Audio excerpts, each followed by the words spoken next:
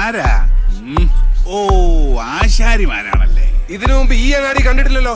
ഇപ്പൊ കണ്ടില്ലേ? അത് മതി. താടിയ കുപിതനാണല്ലേ? അല്ല, യു രഘുത്തമൻ. പണി അന്വേഷിച്ചു വന്നതായിരിക്കും. താൻ ഞങ്ങൾക്ക് പണി തരണ്ട.